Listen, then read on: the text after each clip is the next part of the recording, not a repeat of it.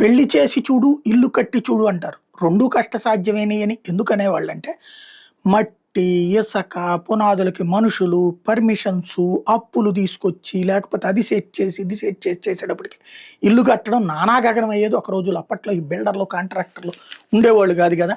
ఎవరికి వాళ్ళు కట్టించుకునేటటువంటి సందర్భంలో ఎదురయ్యేటటువంటి సమస్యలు. అందుకని ఇల్లు కట్టడం అనేది నాడు చాలా పెద్ద కష్టమయ్యేది. అందుకే ఇల్లు కట్టి చూడు అనేవాళ్ళు. పెళ్లి అంటే ఇవాల్టికి మళ్ళీ ఒక ఏజెన్సీకి అప్పచెప్పేస్తే అయిపోయేటటువంటిది కాదు. ఆ రోజుల్లో ఏది ముందు పసుపు దంచడం దగ్గర నుంచి బిగిన్ అయ్యి చిట్ట చివరి రోజు దాకా కార్యక్రమం దాకా ఊళ్ళో అందరూ పోగవ్వాలి. అన్ని కులాలు అందులో ఇన్వాల్వ్ అవుతాయి. తాళిబొట్టును తయారు చేయించి ఇచ్చేటటువంటి కంసాలి దగ్గర నుంచి ఇంట్లో మిగతా వ్యవహారాలు చూసుకునేటటువంటి చాకల దగ్గర నుంచి అన్ని కులాలు, అన్ని వర్గాలు జాయిన్ అయ్యేటటువంటి పండగ. కాబట్టి ఎవరికి ఏ ప్రాబ్లం వచ్చినా ఇక్కడ ఆగేటటువంటి పని ఉంటుంది, లేకపోతే ఇబ్బంది అయ్యేటటువంటి పరిస్థితి ఉంటుంది.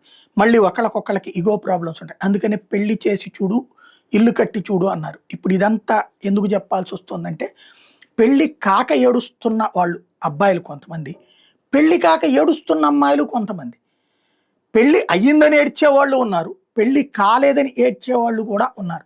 తాజాగా ఒక అమ్మాయి పెళ్లి కాలేదని ఆత్మహత్య చేసుకున్నాడు. ద్రాక్షాయణి అనేటటువంటి అమ్మాయి సాఫ్ట్వేర్ ఇంజనీర్, 30 ఏళ్ళు. ఇటీవల ఉద్యోగం మానేసి ఇంట్లో ఉంటుంది. మేబీ ఈ ఉద్యోగాల ఇంపాక్ట్తో దెబ్బతిని ఉంటుంది. తనకి పెళ్లి కావట్లేదని కొంతకాలంగా మానసికంగా బాధపడింది. బుధవారం కొర్లకుంట సమీపంలోని ప్రైవేట్ లాడ్జ్లో గది అద్దెకు తీసుకుంది.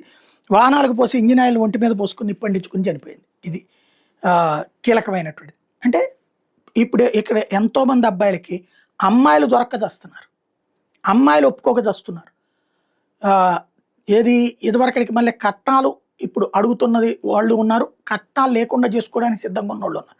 కానీ అమ్మాయికి నచ్చట్లేదు, అబ్బాయి దగ్గర అంత ఉండాలి ఇంత ఉండాలి అన్నట్టు. అదే సందర్భంలో ఏ డిమాండ్లు లేకుండా ఇట్లా పెళ్లి చేసుకోవడానికి ముందుకు వస్తానికి ఉంటారా, ప్రాణాలు పోగొట్టుకోకుండా అంటే ఉండట్లేదు. పెళ్ళిళ్ళకి సంబంధించిన షరతులు, నా జీవితం ఇట్లాగే ఉండాలి అనుకునేటటువంటి ఆలోచనే యువతరాన్ని చెడగొడుతోంది. యువతరానికి సంబంధించిన పెళ్ళిళ్ళల్లో సంక్షోభాలు సృష్టిస్తోంది. జీవితం ఎలాగున్నా సర్దుకుపోవాలనేటటువంటి ఆలోచన మిస్ అవుతోంది. భార్యాభర్త ఒక చోట అంటే రెండు వేర్వేరు కుటుంబాలకు సంబంధించినటువంటి వ్యక్తులు కలిసినప్పుడు ఒకళ్ళ కోసం ఇంకొకళ్ళు కొంత సర్దుకోవాలి, తగ్గాలి. అలా కాకుండా ఇద్దరూ పంతాలకి పోతున్నారు. అందుకే పెళ్ళిళ్ళే కావట్లేదు, పెళ్ళిళ్ళు అయ్యాక పెటాకులు అవుతున్నాయి.